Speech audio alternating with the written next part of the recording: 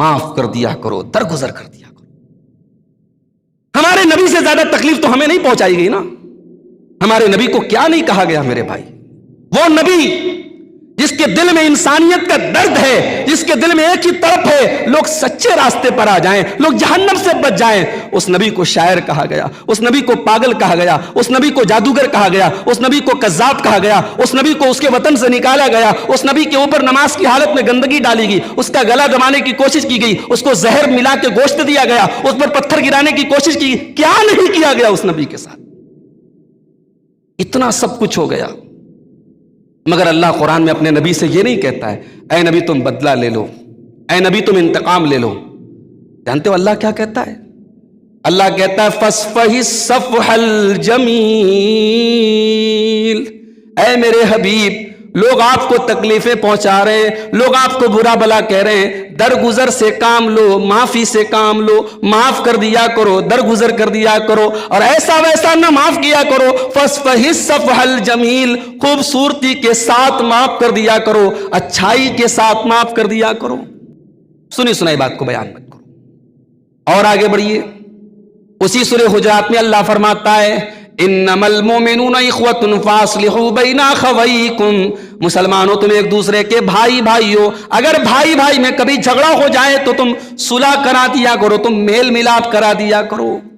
ہمیشہ اس بات کی کوشش کرو، اگر آگ لگی ہے تو آگ کے اوپر پانی ڈالنے کی کوشش کرو، پیٹرول ڈالنے کی کوشش نہ کرو۔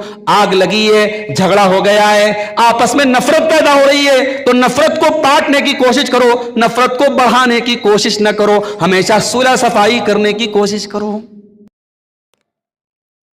السلام علیکم ورحمۃ اللہ وبرکاتہ۔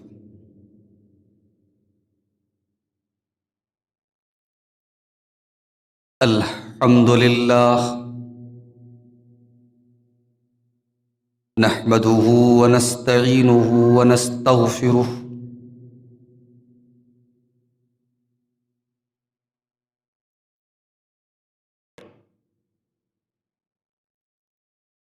ونعوذ باللہ من شرور انفسنا ومن سیئات اعمالنا، من يهده الله فلا مضل له ومن يضلل فلا هادي له، واشهد ان لا اله الا الله وحده لا شريك له، واشهد ان محمدا عبده ورسوله۔ يا أيها الذين آمنوا اتقوا الله حق تقاته ولا تموتن إلا وأنتم مسلمون۔ يا أيها الناس اتقوا ربكم الذي خلقكم من نفس واحدة وخلق منها زوجها وبث منهما رجالا كثيرا ونساء، واتقوا الله الذي تساءلون به والأرحام إن الله كان عليكم رقيبا۔ يا أيها الذين آمنوا اتقوا الله وقولوا قولا سديدا يصلح لكم أعمالكم ويغفر لكم ذنوبكم، ومن يطع الله ورسوله فقد فاز فوزا عظيما۔ أما بعد فإن خير الحديث كتاب الله، وخير الهدي هدي محمد صلى الله عليه وسلم، وشر الأمور محدثاتها وكل محدثة بدعة وكل بدعة ضلالة وكل ضلالة في النار۔ اعوذ باللہ من الشیطان الرجیم، بسم اللہ الرحمن الرحیم۔ خذ العفو وأمر بالعرف وأعرض عن الجاہلین۔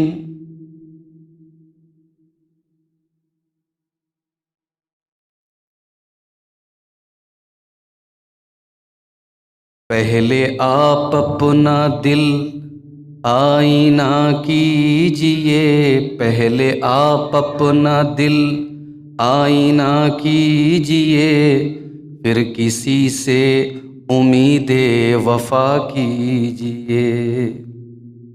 سر بلندی کی خواہش ہے دل میں اگر، سر بلندی کی خواہش ہے دل میں اگر، سر اٹھا کر نہ اتنا چلا کیجئے، سر اٹھا کر نہ اتنا چلا کیجئے۔ مسئلے خود بخود حل ہو جائیں گے، مسئلے خود بخود حل ہو جائیں گے، اپنی اپنی حدوں میں رہا کیجئے، اپنی اپنی حدوں میں رہا کیجئے۔ اتنی سنجیدگی بھی مناسب نہیں، اتنی سنجیدگی بھی مناسب نہیں، گاہے گاہے میاں ہنس لیا کیجئے، گاہے گاہے میاں ہنس لیا کیجئے۔ پیکر مصلحت ہے ہر ایک آدمی، پیکر مصلحت ہے ہر ایک آدمی، کس سے ملیے کسے رہنما کیجئے، کس سے ملیے کسے رہنما کیجئے۔ پہلے آپ اپنا دل آئینہ کیجئے پھر کسی سے امید وفا کیجئے۔ صدر محترم، علماء کرام، محترم بزرگوں، نوجوان ساتھیوں، ماؤں اور بہنوں، پیارے بچوں، اس مسجد میں کافی عرصے کے بعد دینی پروگرام میں شرکت کے لیے آنے کا اتفاق ہو رہا ہے۔ ماشاءاللہ بڑا خوبصورت پروگرام چل رہا ہے۔ مجھ سے پہلے آپ نے جامعہ سلفیہ بنارس جو ہمارا مادر علمی ہے، وہاں زیر تعلیم ایک ہونہار طالب علم جو وہاں عالمیت کی کلاس میں پڑھ رہے ہیں، حافظ محمد آصف حفظہ اللہ سے آپ نے بڑا بہترین خطاب سنا ذمہ داریوں کے تعلق سے۔ میرے بعد آپ کے اسی علاقے کے نوجوان خطیب شیخ محمد غفران سلفی حفظہ اللہ بھی خطاب فرمائیں گے۔ میں آج ایک ایسے ٹاپک پر کچھ گفتگو کرنا چاہتا ہوں جس کا تعلق تقریباً ہم میں سے ہر انسان سے، کوئی ایسا گھر نہیں ہے، کوئی ایسی فیملی نہیں ہے، کوئی ایسا پریوار نہیں ہے جہاں آج کچھ نہ کچھ اختلافات نہ ہو۔ کہیں بھائی بھائی میں نہیں اچھی نبھ پا رہی ہے، کہیں باپ بیٹے میں عرصے سے بول چال بند ہے، کہیں چچا بھتیجے میں دشمنی ہے، مقدمے بازی ہے۔ یہ گھر گھر کی کہانی ہے، یہ خاندان، یہ پریوار، یہ فیملی جو ظاہر ہے کہ ہمارے آپس کے تعلق کا ایک رشتہ ہوتا ہے۔ بھئی ہمارا کوئی بھائی ہے، ہمارا کوئی بھتیجا ہے، ہمارا کوئی بھانجا ہے، یہ رشتے ہی ہمیں آپس میں جوڑتے ہیں۔ اور ان رشتوں کو قرآن و سنت میں رحم کہا گیا۔ رحم جانتے کس کو کہتے ہیں؟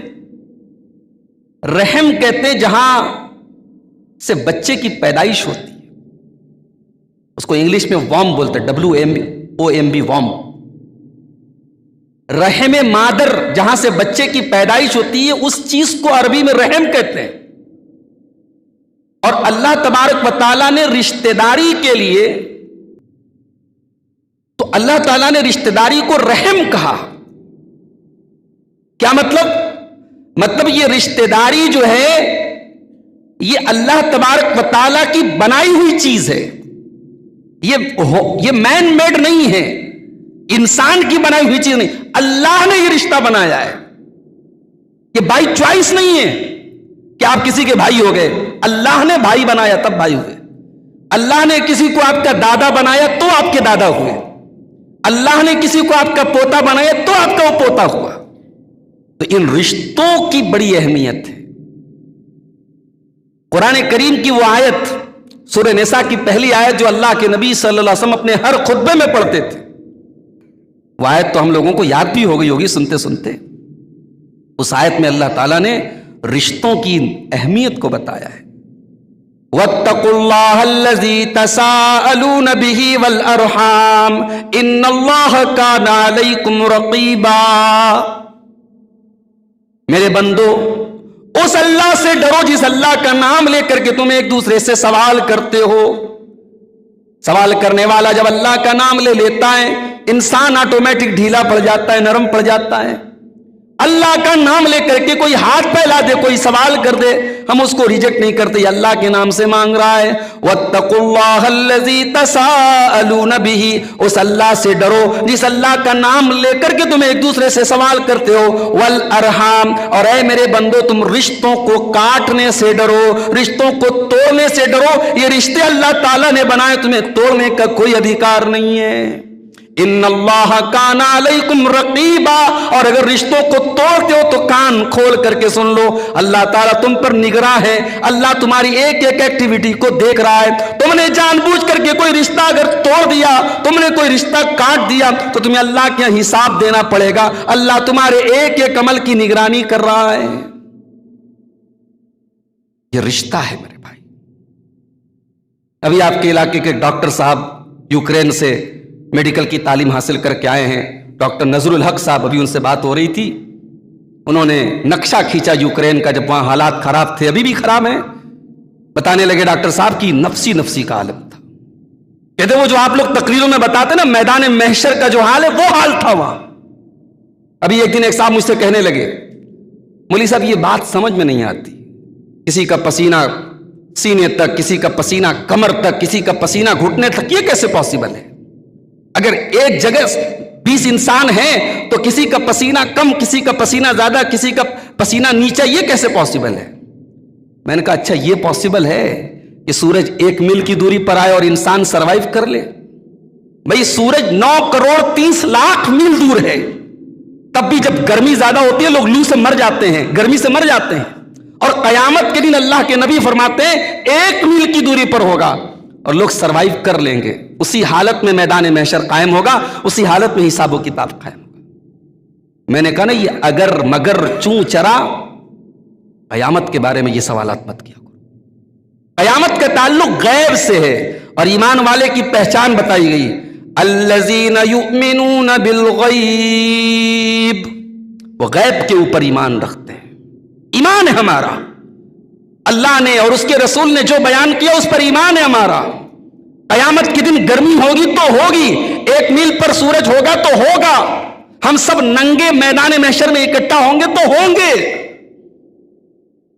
ہم رسول پر ایمان لائے ہیں، ہم اللہ پر ایمان لائے ہیں، اور ہمیں اللہ اور اس کے رسول کی ہر بات کو ماننا ہے میرے بھائی. ہماری لاجک، ہماری ریزننگ، ہماری عقل، ہماری منطق، ہماری سائنس مانے نہ مانے، ہم سائنس پر ایمان نہیں لائے، ہم لاجک پر ایمان نہیں لائے، ہم لاجک کی بیس پر ایمان نہیں لائے، ہم اللہ اور اس کے رسول پر ایمان لائے. تو قیامت کے دن کا جو یہ منظر ہوگا اس میں سارے انسانوں کی پہلی پرائیورٹی کیا ہوگی کہ جلدی سے حساب کتاب ہو جائے. جنت میں جائیں گے کہ جہنم میں جائیں گے یہ بات کا مسئلہ ہے، پہلے جلدی سے حساب ہو جائے. گرمی برداشت نہیں ہو رہی ہے، یہ پریشانی برداشت نہیں ہو رہی ہے. تو لوگ سب سے پہلے آدم علیہ السلام کے پاس جائیں گے، کہیں گے اے آدم آپ سارے انسانوں کے باپ ہیں، اللہ نے آپ کو اپنے ہاتھ سے پیدا کیا ہے، آپ دیکھ رہے ہم کتنی پریشانی میں ہیں، آپ اللہ سے کہہ کر کے جلدی سے حساب کروا دیجیے. آدم علیہ السلام فرمائیں گے ان ربی غضب ما لم یغضب قبلہ ابدا، آج میرا پروردگار اتنے غصے میں، اتنا غصے میں کبھی نہیں تھا، اور میں اللہ کی بارگاہ میں سوال کرنے کے لائق نہیں ہوں۔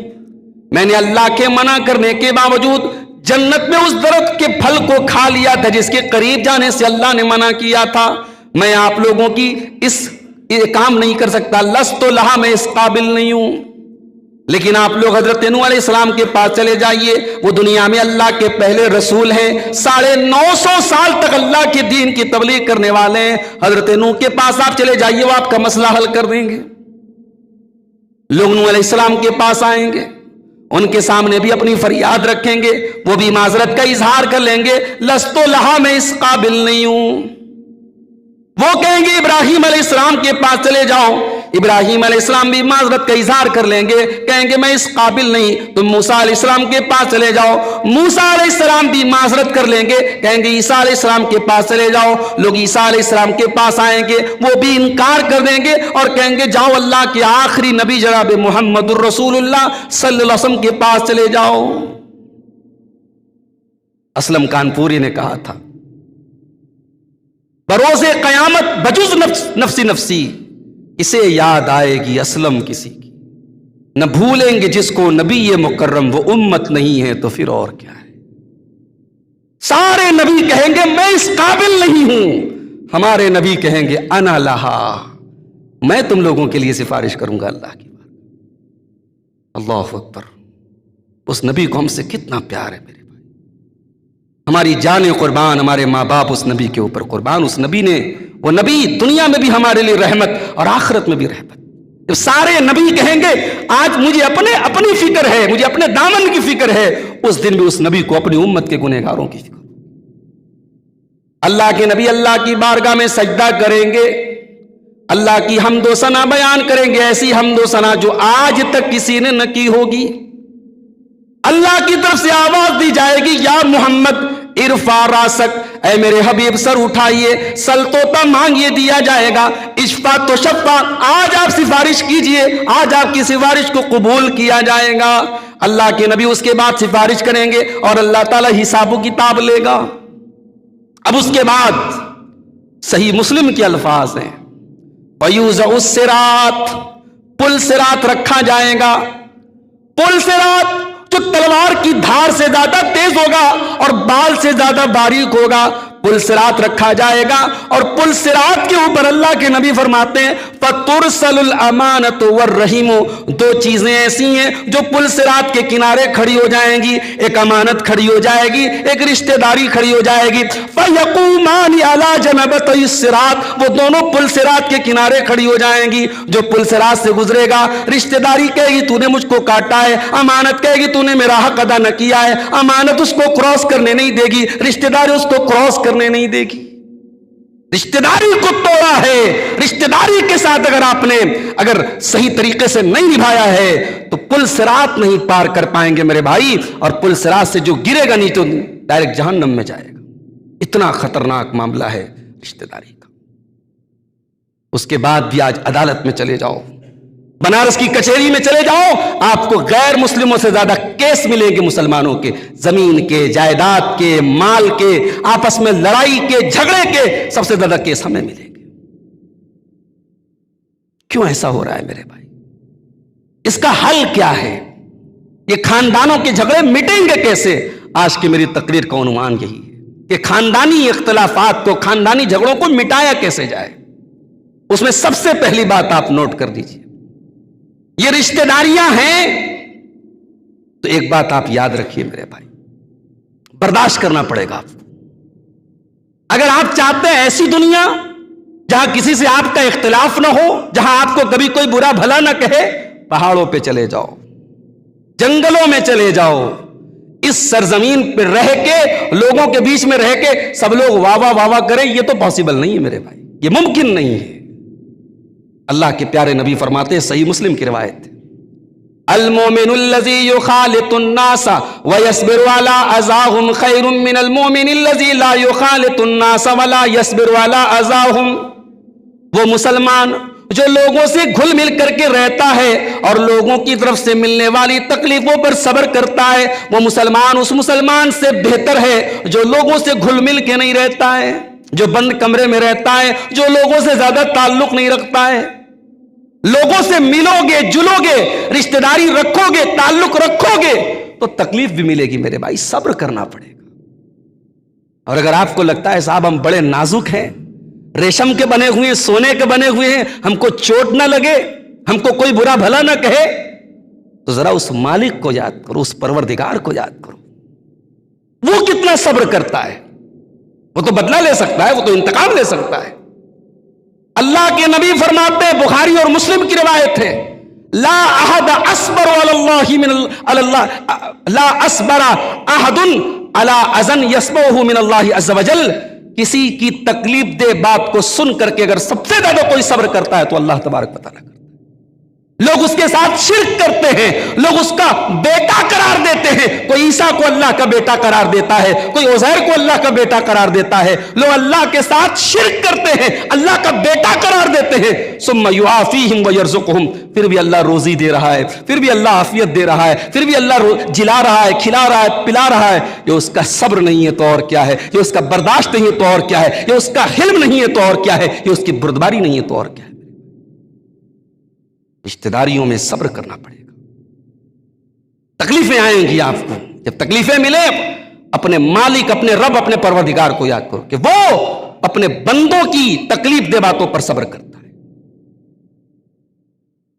اور اگر چاہتے ہو کہ جھگڑے مٹ جائیں تو سب سے پہلی کوالٹی اپنے اندر پیدا کرو، درگزر کرنے کی، اگنور کرنے کی، نظر انداز کرنے کی۔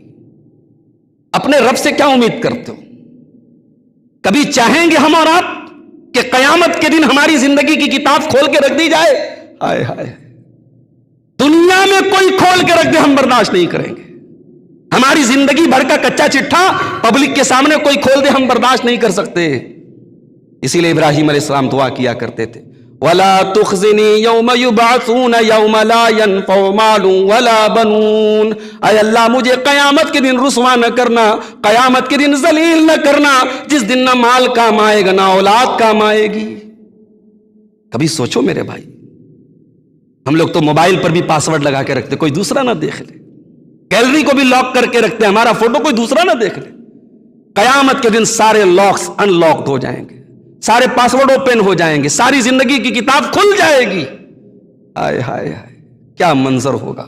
اللہ ہم سب کے عیبوں پر پردہ ڈال دے، اللہ ہمارے گناہوں پر اپنے عفو و کرم کا پردہ ڈال دے۔ ہم تو یہی دعا کرتے ہیں نا، ہم تو شب قدر میں بھی دعا کرتے ہیں، اللہم انکا عفو تحب العفو فاعف عنا، پروردگارا تو معاف کرنے والا ہے، معافی کو پسند کرتا ہے، ہم کو بھی معاف فرما دے، ہمارے گناہوں سے درگزر فرما دے، ہمارے گناہوں کو اگنور کر دے، نظر انداز کر دے۔ اے اللہ ہم خطا کار ہیں، گنہگار ہیں، تو عفو درگزر کرنے والا، تو معاف کرنے والا، ہم کو معاف کر دے۔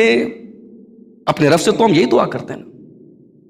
جب اپنے رب سے ہم یہ دعا کرتے ہیں تو بندوں کے معاملے میں ہم اتنے اسٹرکٹ کیوں ہو جاتے ہیں؟ ایک ایک غلطی کو لے کر، ایک ایک بات کو لے کے ہم حساب لیتے ہیں؟ نہیں میرے بھائی، معاف کر دیا کرو، درگزر کر دیا کرو۔ ہمارے نبی سے زیادہ تکلیف تو ہمیں نہیں پہنچائی گئی نا۔ ہمارے نبی کو کیا نہیں کہا گیا میرے بھائی؟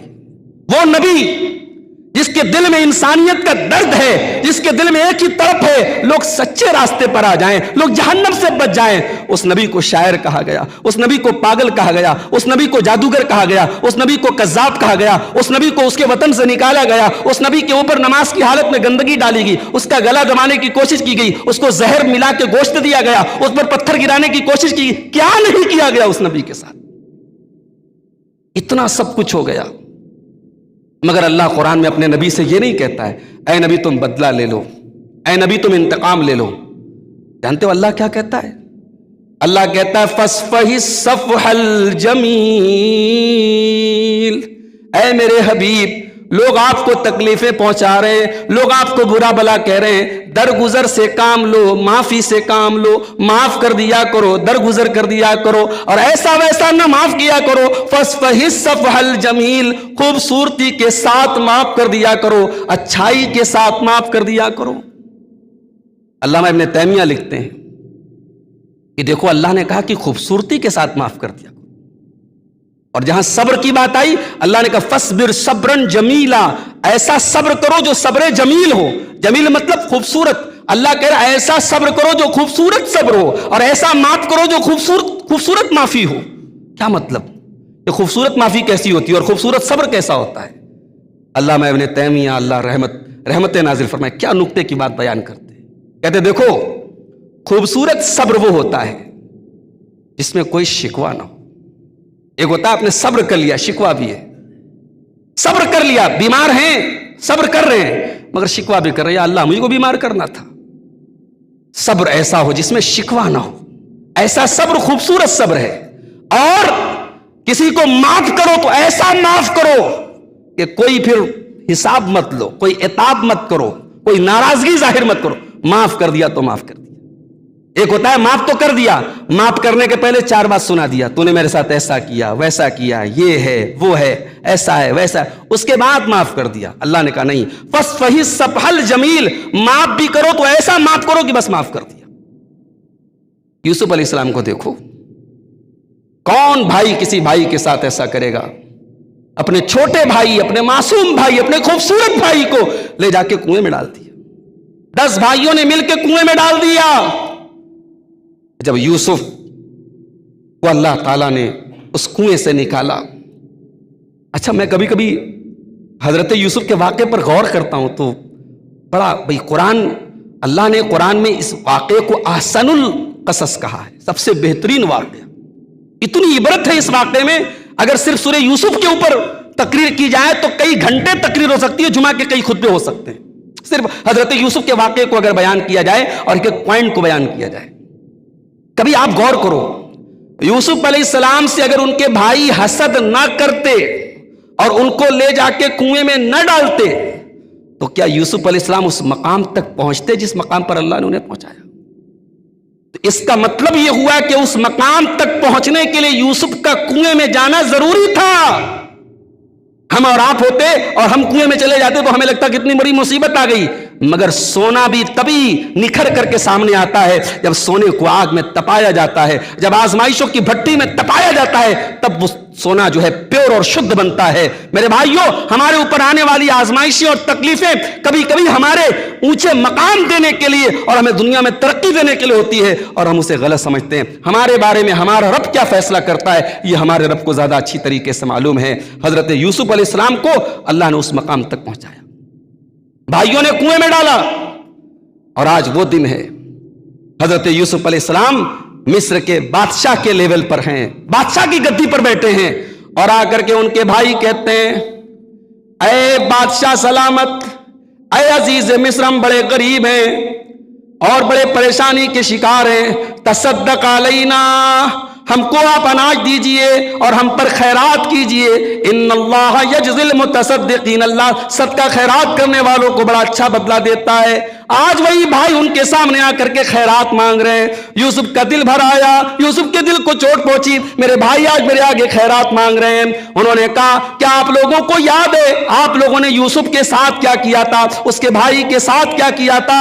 بھائیوں نے اب غور کیا، دیکھا کہ یہ تو ہمارا بھائی یوسف لگ رہا ہے۔ کہا کہ کیا آپ یوسف ہیں؟ کہا کہ ہاں میں یوسف ہوں، اور یہ میرا بھائی بنیامین ہے، اور اللہ نے ہم پر احسان کیا اور آج اللہ نے ہم کو اس مقام تک پہنچا دیا۔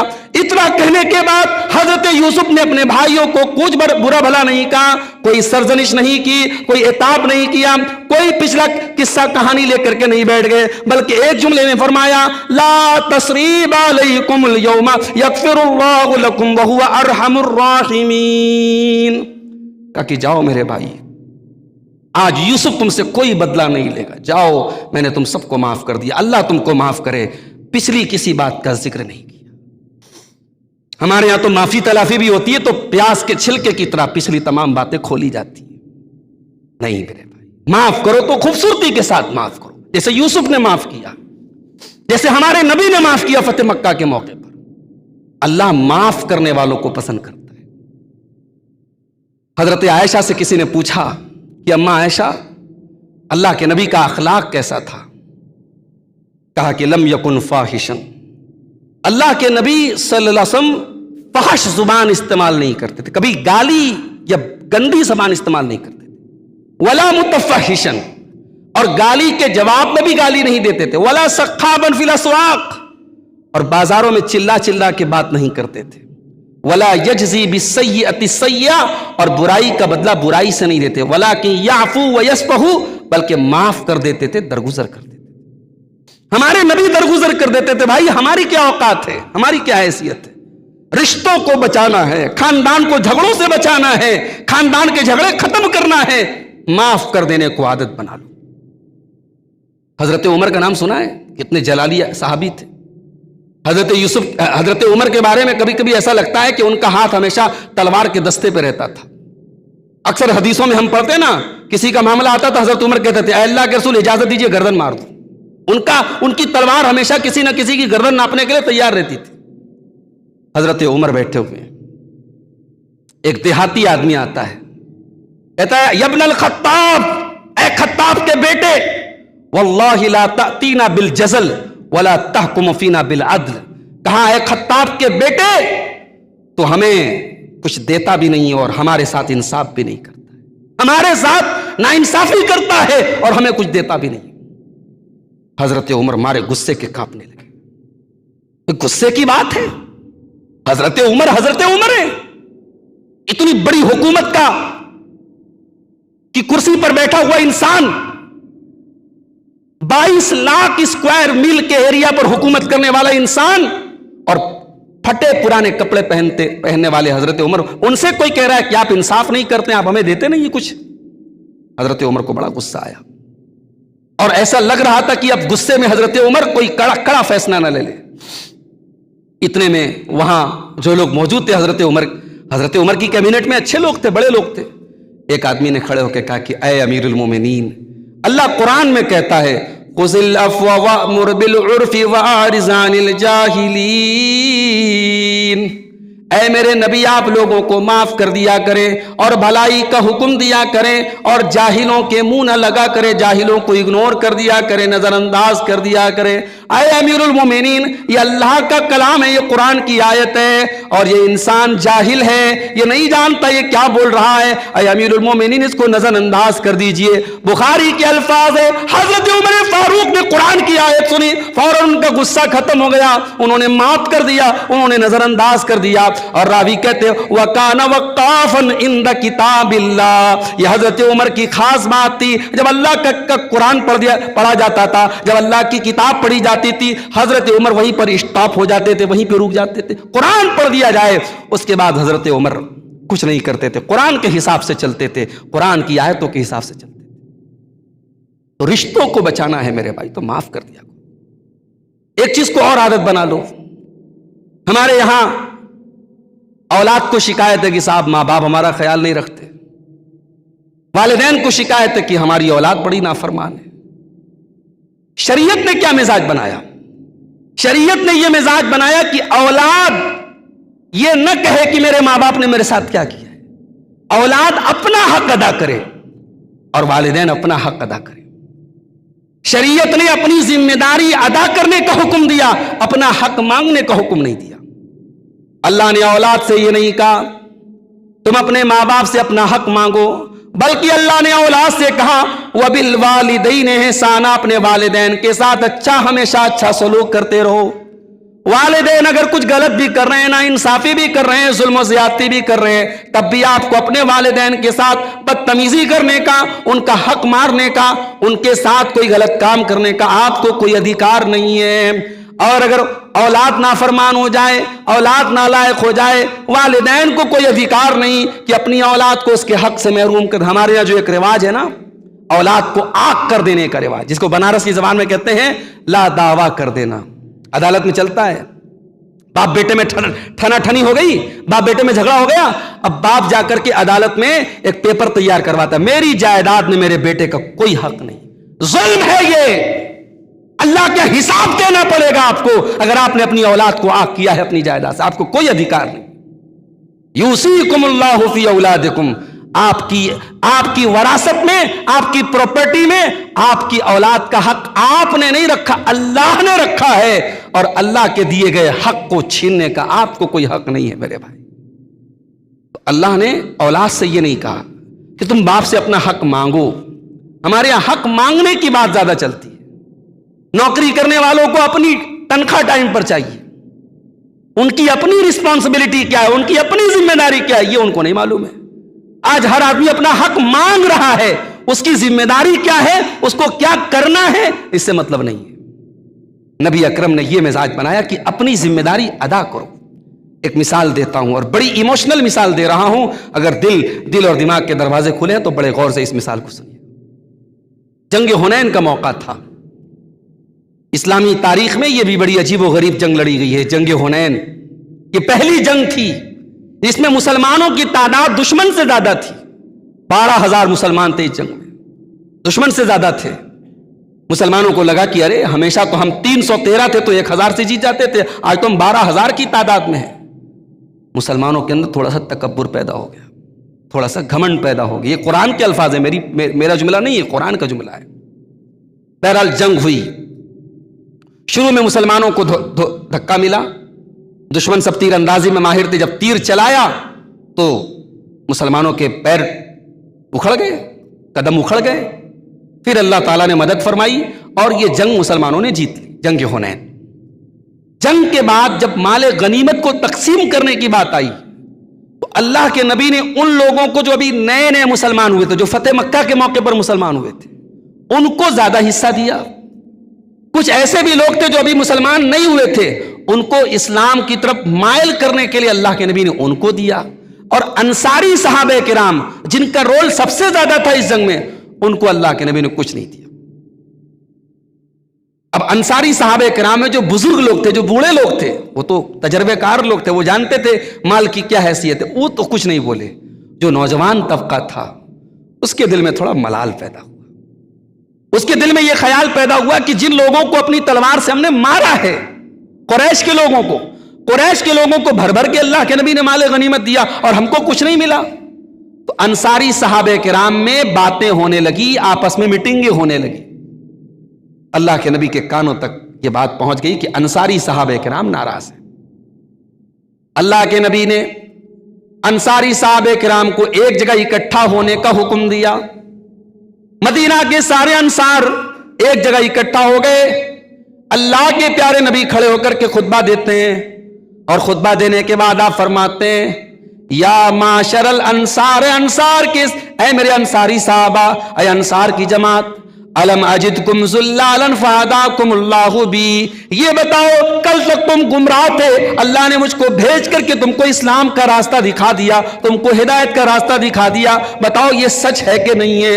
انصاری صحابہ کرام نے ہاتھ اٹھا کے کہا, اللہ و رسولہ امنو, ہاں اللہ کے نبی ہم مانتے ہیں, اللہ کا ہم پر بہت احسان ہے, اس کے رسول کا ہم پر بہت احسان ہے. پھر آپ نے فرمایا, الم اجدکم متفرقین فجمعکم اللہ بی, اے میرے انصاری صحابہ تم ایک دوسرے سے لڑا کرتے تھے, میں نے تم کو ایک کر دیا, تمہارے اندر اتحاد پیدا کر دیا, کیا یہ سچ ہے کہ نہیں؟ سارے انصاری صحابہ نے کہا, اللہ و رسولہ ومنو, ہاں اللہ کے نبی ہم مانتے کہ اللہ اور اس کے رسول کا بہت احسان ہے ہمارے اوپر. پھر آپ نے فرمایا, الم اجدکم آلتن, کیا تم کو فقیر اور محتاج نہیں پایا تھا, آج اللہ نے تم کو مالدار بنا دیا, آج خوشحال بنا دیا.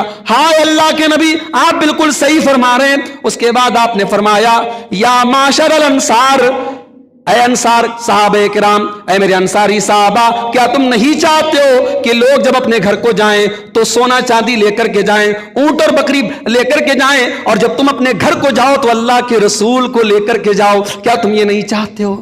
اے انصاری صحابہ, لولا الہجرت لکنتم امرأ من الانصار, اگر ہجرت نہ ہوتی تو میں بھی انصار میں سے ہوتا. الناس الانصار شعار والناس دثار, آپ نے فرمایا اے میرے انصاری صحابہ, آپ کا تو مجھ سے اتنا گہرا تعلق ہے جیسے انسان کے اندر کا جو کپڑا ہوتا ہے, جو انر ہوتا ہے, جو اس کی باڈی سے ٹچ کرتا ہے, آپ تو میرے لیے اس کپڑے کی طرح ہیں جو انسان اندر پہنتا ہے, اور باقی لوگ تو باہر کے کپڑے ہیں, آپ تو میرے جسم سے ٹچ کرنے والے, میرے جسم سے لگے رہنے والے لوگوں کی طرح ہیں. اے میرے انصاری صحابہ, آپ نے اپنے دل میں ایسا ملال کیسے پیدا کر لیا؟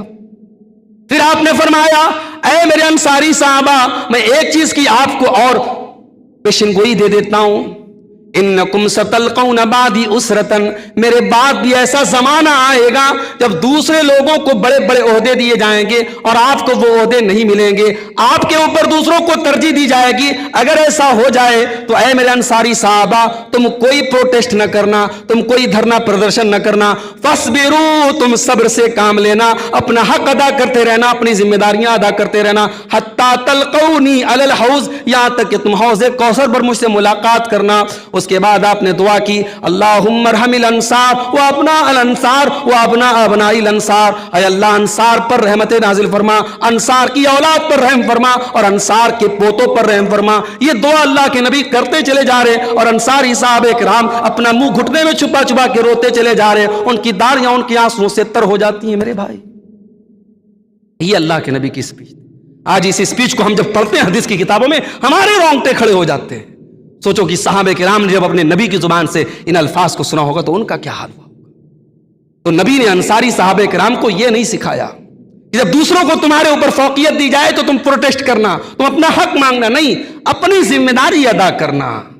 आज हर आदमी अपना अपना अपना हक चाहता है, मलाई चाहता है। उस मलाई के लिए जो कुर्बानी देना है वो कुर्बानी कोई देना नहीं चाहता है। मेरे भाई, रिश्तों को बचाना है, खानदान को बचाना है, ताल्लुकात को बचाना है।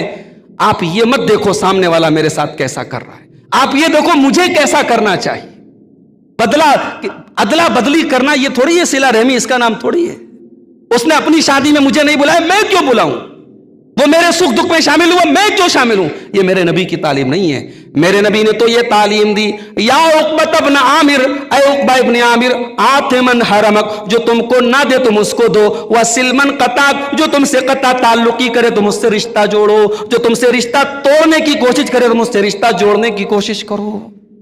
रिश्तों को बचाना है मेरे भाई, तो ये उसूल भी हमें याद रखना पड़ेगा। अब आइए कुरान का 26वां पारा खोलते हैं और सूरह हुजरात की चंद आयतों को देखते हैं, जहां अल्लाह ताला ने खानदान को बचाने के नुस्खे हमें बताए।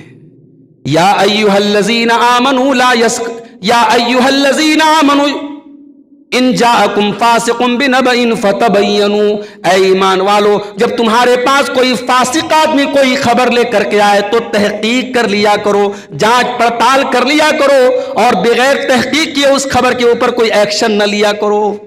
ये बहुत बड़ा मसला है। हमारे यहां तहकीक कहां होती है?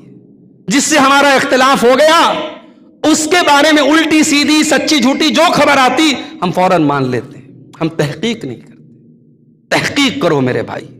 खानदान में कभी कोई मसला हो जाए, भाई भाई में कोई मसला हो जाए, सुनी सुनाई बात पर रिश्ते मत तोड़ के बैठ जाओ, नाराज होकर मत बैठ जाओ, सामने बुलाओ, बैठ के बात करो, मीटिंग करो, बैठ के बात करो, तहकीक के साथ काम करो।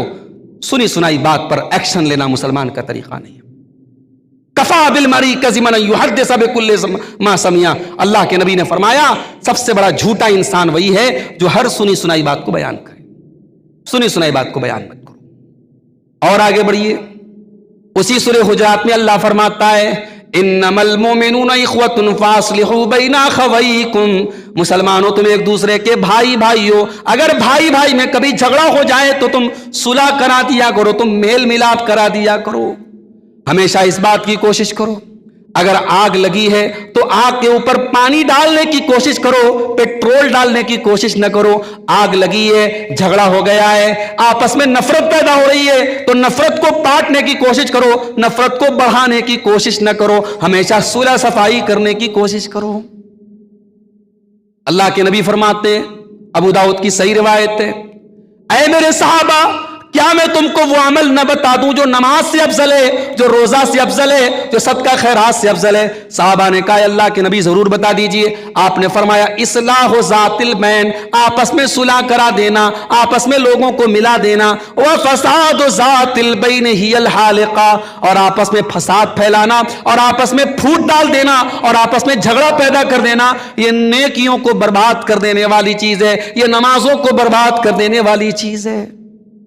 अभी मैं घोसिया से आ रहा हूं, एक साहब से बात हो रही थी, कहने लगे, मौलाना मेरा भाई 5 टाइम का नमाजी, एक वक्त की नमाज कज़ा नहीं होती, मगर अपने ही सगे भाई के खिलाफ हर किस्म का जुल्म करने के लिए तैयार है। यह आज समाज की एक कड़वी हकीकत है मेरे भाई। हम नमाजी हैं, हम हाजी हैं, हमने कई उम्रे कर लिए, اور اپنے ہی رشتہ داروں کے خلاف، اپنے ہی بھائیوں کے خلاف ہم نفرت کا ایک لمبا چوڑا سلسلہ لے کے کھولے بیٹھے، فساد پھیلا رہے، پھوٹ ڈال رہے ہیں۔ نہیں میرے بھائی، اگر پھوٹ ڈال رہا ہے کوئی تو یہ کان کھول کر کے سن لے، وہ اپنی نیکیوں پر ریموور، اپنی نیکیوں کو ریموو کر رہا ہے، اپنی نیکیوں کو برباد کر رہا ہے، اپنی نیکیوں کو مٹا رہا ہے۔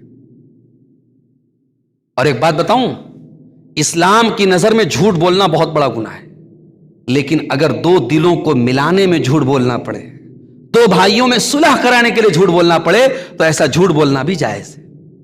جائیے فتویٰ لے لیجیے آپ کسی عالم سے، اگر دو بھائیوں کو ملانے کے لیے جھوٹ بولنا پڑے تو اسلام کی نظر میں ایسا جھوٹ بولنا جائز ہے۔ یہ میں نہیں کہہ رہا ہوں، یہ جناب محمد الرسول اللہ صلی اللہ علیہ وسلم کی حدیث بیان کر رہی ہے۔ اللہ کے نبی فرماتے ہیں لیس الکذاب الذی یصلح بین الناس، جو لوگوں کے درمیان صلح کرانے کے لیے جھوٹ بولے وہ انسان جھوٹا نہیں ہے، وہ تو اچھے مقصد کے لیے جھوٹ بول رہا ہے۔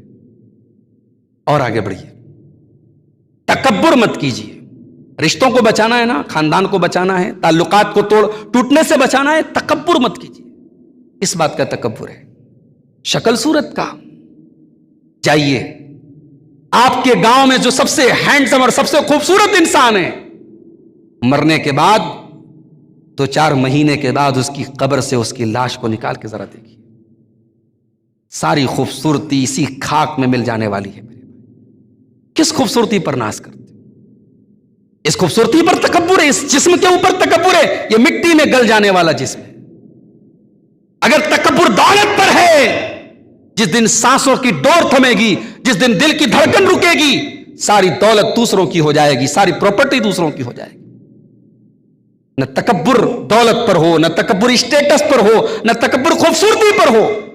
ان اللہ لا ينظر الى صورکم واجسامکم، اللہ تعالیٰ تمہاری شکل و صورت کو نہیں دیکھتا ہے، اور اللہ تعالیٰ تمہارے جسم کو نہیں دیکھتا ہے، وَلَٰكِن يَنظُرُ إِلَىٰ قُلُوبِكُمْ وَأَعْمَالِكُمْ، اللہ تعالیٰ تو تمہارے دلوں کو دیکھتا ہے، تمہارے عمل کو دیکھتا ہے۔ تکبر مت کرو میرے بھائی، انسان کو تکبر زیب نہیں دیتا ہے۔ إِنَّكَ لَن تَخْرِقَ الْأَرْضَ وَلَن تَبْلُغَ الْجِبَالَ طُولًا، اے انسان تو کس بات پہ تکبر کرتا ہے، کس بات پہ تو اکڑتا ہے؟ نہ تو زمین کو پھاڑ سکتا ہے، نہ تو پہاڑ کی بلندیوں پر چڑھ سکتا ہے، تو کس بات پہ تکبر کرتا ہے؟ تکبر مت کرو، غرور مت کرو، تکبر کرنے والوں کا انجام ہمیشہ برا ہوا ہے۔ اور آگے بڑھیے، رشتوں کو بچانا ہے تو حسد سے بچو، اتنی خطرناک چیز ہے یہ حسد۔ دنیا کا پہلا مرڈر، دنیا کی پہلی ہتیا اور دنیا کا پہلا قتل اگر ہوا تھا تو اسی حسد کی وجہ سے ہوا تھا۔ وَاتْلُ عَلَيْهِمْ نَبَأَ ابْنَيْ آدَمَ بِالْحَقِّ إِذْ قَرَّبَا قُرْبَانًا فَتُقُبِّلَ مِنْ أَحَدِهِمَا وَلَمْ يُتَقَبَّلْ مِنَ الْآخَرِ، اے میرے نبی ان کو آدم کے 2 بیٹوں کا واقعہ سنا دو۔ 2 بیٹوں نے اللہ کی بارگاہ میں قربانی کی، ایک بیٹے کی قربانی قبول ہو گئی اور دوسرے بیٹے کی قربانی قبول نہیں ہوئی۔ قال لأقتلنک، تو قابیل نے اپنے بھائی حابیل سے کہا کہ میں تیرا مرڈر کر دوں گا، میں تیری ہتیا کر دوں گا، میں تیرا قتل کر دوں گا۔ قال انما يتقبل اللہ من المتقین، تو حابیل نے اپنے بھائی قابیل سے کہا اگر تو مجھے قتل کرنے کی بات کرتا ہے تو کان کھول کر کے سن لے، تیری قربانی اللہ کی بارگاہ میں اس لیے قبول نہیں ہوئی کیونکہ تیری قربانی کے اندر تقوی نہیں تھا، اور اللہ تو تقوی والوں کی عبادت کو قبول کرتا ہے۔ دنیا کا پہلا مرڈر قابیل نے حابیل کو قتل کیا تھا، اور اللہ کے نبی فرماتے ہیں قیامت تک جتنے مرڈر ہوں گے، جتنے قتل ہوں گے، ہر خون کا گناہ قابیل کی گردن پر بھی ہوگا، ہر خون کا گناہ، ہر مرڈر کا گناہ قابیل کی گردن پر بھی ہوگا۔ کیوں؟ کیونکہ پہلا قتل اس نے کیا تھا برائی کی شروعات کرنے والے کے اوپر، جب تک وہ برائی ہوتی رہے گی تب تک اس برائی کی سزا اس کو ملتی رہے گی۔ حسد سے بچو میرے بھائی۔ قابیل کو اپنے بھائی حابیل سے حسد ہو گیا تھا، حضرت یوسف علیہ السلام کے بھائیوں کو ان سے حسد ہو گیا تھا، ابلیس کو حضرت آدم سے حسد ہو گیا تھا۔ حسد کی پوری تاریخ بتاتی ہے حسد کرنے والے کو سوائے بربادی کے کچھ نہیں ملا ہے۔ اور ایک بات بتاؤں، بڑے پوائنٹ کی بات ہے، حسد وہی انسان کرتا ہے جس کا تقدیر کے اوپر ایمان کمزور ہوتا ہے۔ جس کا تقدیر پر ایمان مضبوط ہوگا وہ کبھی حسد نہیں کرے گا۔ بھئی آپ کے بھائی کو اللہ نے دولت دے دی، آپ کیوں حسد کرتے ہو؟ اگر آپ کے مقدر میں اپنے بھائی سے کم روزی لکھی ہے تو آپ جتنی بھی محنت کر لو اس سے زیادہ نہیں پا سکتے. اور اگر آپ کے بھائی سے زیادہ روزی لکھی ہے آپ کے مقدر میں، آپ کا بھائی آپ کو وہ روزی پانے سے روک نہیں سکتا ہے. ارے ہم اپنی ماں کے پیٹ میں تھے، 120 دن کے 4 مہینے کے تھے، ہماری زندگی میں کیا روزی روٹی ملنے والی ہے سب لکھ دی گئی تھی.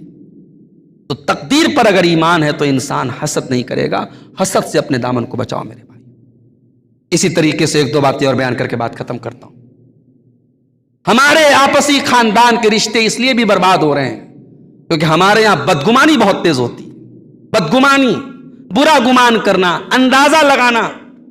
یا ایھا الذین آمنوا اجتنبوا کثیرا من الظن ان بعض الظن اثم ولا تجسسوا.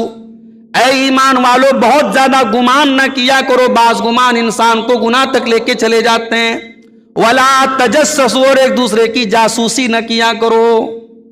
مسجد میں آپ بیٹھے ہوئے ہیں تو 4 لوگ کونے بیٹھ کے خسر پسر کر رہے ہیں، نہیں جائز ہے، غلط ہے یہ. ہاں اگر کہیں کنارے بیٹھ کے میٹنگ کر رہے ہیں تو 3 چیزوں کے لیے میٹنگ کر سکتے ہیں. لا خیر فی کثیر من نجواہم الا من امر بصدقۃ او معروف او اصلاح بین الناس. اللہ قرآن میں فرماتا ہے لوگ آپس میں خسر پسر کرتے ہیں، چپکے چپکے باتیں کرتے ہیں. 3 چیزوں کی باتیں لوگ کر سکتے ہیں، باقی سب بکواس ہے. 3 چیزوں کی باتیں لوگ کر سکتے ہیں، صدقہ خیرات کی بات کر سکتے ہیں، کسی بھلائی کی بات کر سکتے ہیں، اور لوگوں کے درمیان صلح کرانے کی بات کر سکتے ہیں. بدگمانی مت کرو میرے بھائی، بدگمانی رشتوں کے لیے زہر ہے. اسی طریقے سے ولا یغتب بعضکم بعضا، خبردار کوئی کسی کی غیبت نہ کرے. امام بخاری رحمۃ اللہ علیہ اتنے بڑے محدث ہیں، بڑے دعوے کے ساتھ کہتے ہیں کہ مجھے ایک بات کا یقین ہے، مجھے ایک بات کا یقین ہے کہ کل اللہ کی بارگاہ میں جب میرا حساب ہوگا، اللہ اس بات پر میرا حساب نہیں لے گا کہ میں نے کسی کی غیبت کی. اپنی زبان کو ہمیشہ غیبت سے بچا کے رکھا ہے. یہ امام بخاری کا جملہ ہے کہ مجھے اس بات کا یقین ہے کہ اللہ اس بات پر میرا حساب نہیں لے گا کہ میں نے کسی کی غیبت کی. آج ہماری کوئی مجلس غیبت سے خالی نہیں، کوئی ہماری بیٹھک غیبت سے خالی نہیں. غیبتوں سے اپنی زبانوں کو محفوظ رکھو میرے بھائی. اور اسی طریقے سے اگر خاندان کو اور تعلقات کو ٹوٹنے سے بچانا ہے میرے بھائی، پہل کرو. اگر بگاڑ ہو گیا ہے، نفرت ہو گئی ہے، آگے بڑھ کر کے پہل کرو. آپ پہل کریں گے آپ کی ناک کٹ جائے گی، بہت اچھی بات ہے. آئیے میں حدیث آپ کو سنا دیتا ہوں. اگر یہ حدیث سن لی آپ نے تو آئندہ آپ اپنی ناک نہیں بچائیں گے. اگر کبھی آپ کے بھائی سے، آپ کے رشتہ دار سے آپ کا جھگڑا ہو گیا اور آپ کو پہل کرنے میں سنکوچ ہو رہا ہے تو یہ حدیث ہمیشہ پڑھ لینا، سمجھ لینا. اللہ کے نبی فرماتے ہیں، ترمذی کی صحیح روایت ہے، انا زعیم ببیت فی ربض الجنہ لمن ترک المیراء وان کان محقا. میں جنت کے نچلے درجے میں ایک مکان کی گارنٹی دیتا ہوں اس انسان کو جو حق پر ہونے کے باوجود جھگڑا ختم کر دے، جو جھگڑے کو ختم کر دے، جو معاملے کو نپٹا دے. اس کو پتا ہے کہ میں صحیح ہوں، سامنے والا غلط ہے، پھر بھی جھگڑے کو ختم کرنے کے لیے وہ بات کو ختم کر دیتا ہے. اللہ کے نبی فرماتے ہیں میں اس کو گارنٹی دیتا ہوں جنت کے نچلے حصے میں ایک مکان کی، وَبِبَيْتٍ فِي أَوْسَطِ الْجَنَّةِ، اور جنت کے بیچ میں ایک مکان کی گارنٹی دیتا ہوں اس انسان کو، لمن ترک الکذب وان کان مازحا، جو مذاق میں بھی جھوٹ نہ بولے. وببیت فی اعلی الجنہ، اور جنت کے اعلیٰ درجے میں ایک مکان کی گارنٹی دیتا ہوں اس انسان کو، لمن حسن خلقہ، جس کے اخلاق اچھے ہوں. جھگڑا ختم کر دو میرے، پہل کر دو، ناک کی پرواہ مت کرو. ایسی ناک کسی کام کی نہیں. اگر یہ ناک مٹ جائے، کٹ جائے، اور ہمیں جنت میں مکان کی گارنٹی مل رہی ہے اللہ کے نبی کی زبان سے، تو یہ سودا مہنگا نہیں، یہ سودا سستا ہے میرے بھائی. اور آخری چیز، تعلقات کو بچانا ہے تو تعلقات میں کھاد پانی ڈالتے رہو. جیسے کھیت میں پیڑ لگایا، پودا لگایا تو اس کو کھاد پانی دیتے رہنا ہے نا. تعلقات کو کھاد پانی دیتے رہو. کھاد پانی کیسے دیں گے؟ 6 حق ہے، یاد رکھو. مسلمان کا مسلمان پر 6 حق. یہ عام مسلمان کا، یہ آپ کے اسلام پور کے ہیں اور آپ کا مسلمان بھائی بینی پور کا ہے اور آپ جانتے ہیں، جنسا کا ہے اور آپ جانتے ہیں، لوہتا کا ہے آپ جانتے ہیں. رشتہ داری نہیں ہے، رشتہ داری ہے تو اور بڑا حق ہے. اگر ایک عام مسلمان کی اگر ہم بات کریں، اللہ کے نبی فرماتے 6 حق ہے. اذا لقیتہ فسلم علیہ، ملاقات ہو تو سلام کرو. ہمارے یہاں کیوں نہیں گڈ مارننگ سکھایا گیا؟ ہمارا کیوں نہیں گڈ ایوننگ سکھایا گیا؟ ہمیں سلام کیوں سکھایا گیا؟ ہمارا کسی سے جھگڑا ہے، ہماری کسی سے دشمنی ہے، وہ بھی سامنے مل گیا، السلام علیکم، ہم نے سلام کیا۔ جب ہم نے سلام کیا تو دشمنی تو ختم ہو گئی۔ سلام کا مطلب ہے میں تیرے لیے سلامتی کی دعا کر رہا ہوں۔ ارے جب سلامتی کی دعا کر رہا ہوں تو دشمنی کہاں رہ گئی؟ اسی لیے اللہ کے نبی فرماتے ہیں سلام کو پھیلاؤ، محبت بڑھے گی، نفرت ختم ہوگی۔ دوسری چیز وَإِذَا دَعَاكَ فَأَجِبْهُ، جب آپ کا مسلمان بھائی دعوت دے تو دعوت قبول کرو۔ تیسری چیز وَإِذَا اسْتَنْصَاكَ فَانْصَحْ لَهُ، جب آپ سے مشورہ مانگے تو صحیح مشورہ دو۔ چوتھی چیز وَإِذَا عَطِسَ فَحَمِدَ فَشَمِّتُ، جب آپ کے مسلمان بھائی کو چھینکائیں اور وہ الحمدللہ کہے تو یرحمک اللہ کو۔ اور پانچویں چیز وَإِذَا مَرِضَ فَعُودُ، بیمار ہو جائے تو اس کی عیادت کرو۔ اور چھٹی چیز وَإِذَا مَاتَ فَاتَّبِعُ، وہ انتقال ہو جائے تو جنازے میں شرکت کرو۔ یہ 6 حق ہے مسلمان کا۔ یہ حق کیوں بتایا گیا؟ کیوں ہمارے یہاں مسجد میں آ کے نماز پڑھنے کا حکم دیا گیا؟ بھئی گھر میں نماز پڑھ لیتے نہیں، مسجد میں آنا ہے۔ مسجد میں آئیں گے کوئی نظر نہیں آ رہا ہے، ارے فلاں صاحب نظر نہیں رہے، کیا بات ہے، بیمار ہیں، چلو ان کی عیادت کر لیتے ہیں۔ فلاں صاحب نظر نہیں آ رہے، ان کی ماں کا انتقال ہو گیا، چلو جنازے میں شرکت کر لیتے ہیں۔ یہ رشتوں کو کھاد پانی دیتے رہو میرے بھائی، یہ 6 حق ہیں، اگر ان کو یاد رکھو گے، ان کو نبھاتے رہو گے تو رشتے نہیں ٹوٹیں گے۔ سلام کرتے رہو، دعوت قبول کرتے رہو، دعوت دیتے رہو، اچھا مشورہ اور خیرخواہی قائم رکھو، جنازے میں شرکت کرتے رہو، بیمار کی عیادت کرتے رہو۔ یہ 6 چیزیں ہیں، اگر ان کے اوپر عمل کرتے رہے تو انشاءاللہ تعلقات بچیں گے میرے بھائی۔ اور پھر بھی سب کے بعد اگر جھگڑا ہو ہی جائے کسی سے تو کوشش کرو کہ 3 دن کے اندر جھگڑا ختم ہو جائے۔ لا یحل لمسلم ان یہجر اخاہ فوق 3، اللہ کے نبی فرماتے کسی مسلمان کے لیے جائز نہیں ہے کہ 3 دن سے زیادہ تعلق توڑ کے رکھے۔ ہمارے یہاں وصیت چلتی ہے، ابا مرنے لگتے ہیں تو بیٹے لوگ سے کہہ کے جاتے دیکھ اپنے چچا سے تعلق مت رکھنا۔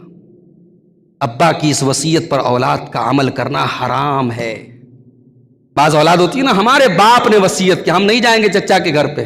ابا کا کسی غلط چیز کی وصیت کرنا حرام ہے، اور اس وصیت پر اولاد کا عمل کرنا بھی حرام ہے۔